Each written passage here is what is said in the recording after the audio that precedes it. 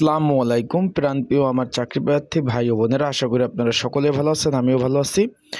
Supreme court of Bangladesh high court division supreme কোর্টে কিন্তু নিরাপত্তা প্রহরী দারোয়ান পদের কিন্তু মৌখিক পরীক্ষা, মানে এটা কোনো লিখিত পরীক্ষা হবে না, সরাসরি মৌখিক পরীক্ষা কিন্তু অনুষ্ঠিত হতে যাচ্ছে 8 সেপ্টেম্বর, 8 তারিখ, 9 তারিখ, 10 তারিখ, 11 তারিখ এই ধারাবাহিকভাবে কিন্তু পরীক্ষাগুলো হবে। এখন এই পদের যারা পরীক্ষার্থী রয়েছেন তাদের জন্য স্পেশাল একটি সংক্ষিপ্ত সাজেশন রয়েছে।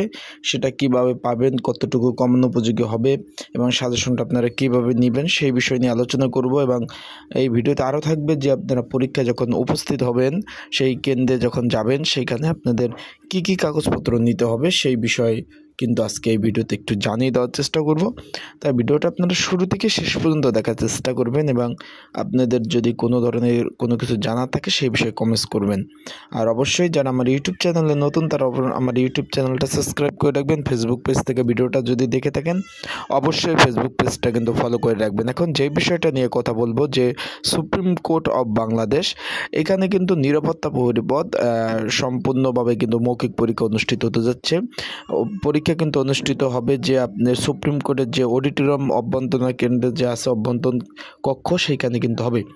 অভ্যন্তরীণ যে কক্ষ রয়েছে সেখানে কিন্তু পরীক্ষা হবে। এখন এই পরীক্ষার জন্য যেহেতু মৌখিক পরীক্ষা হবে সরাসরি, এই মৌখিক পরীক্ষা বা যেটা বলে যে ভাইভা, এটার জন্য কিন্তু স্পেশাল একটি সাজেশন তৈরি করা হয়েছে। যদি আপনাদের প্রয়োজন হয়, যারা পরীক্ষার্থী রয়েছেন, স্ক্রিনের ওপর হোয়াটসঅ্যাপ নাম্বার রয়েছে, সেই নাম্বারে আপনারা যোগাযোগ করবেন।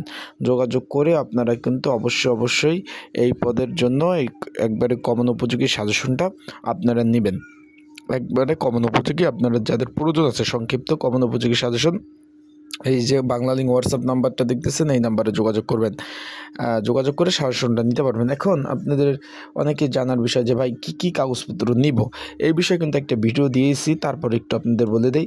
উল্লিখিত যে আপনারা যে আবেদন করার সময় যে শিক্ষাগত যোগ্যতা আছেন, যদি 8ম শ্রেণী পাস এবং এসএসসি দিয়ে থাকেন, সেই দুটার স্কুলের সার্টিফিকেট সহ প্রশংসাপত্র কিন্তু লাগবে, যেটা বলে যে টেস্টিমোনিয়াল প্রশংসাপত্র লাগবে।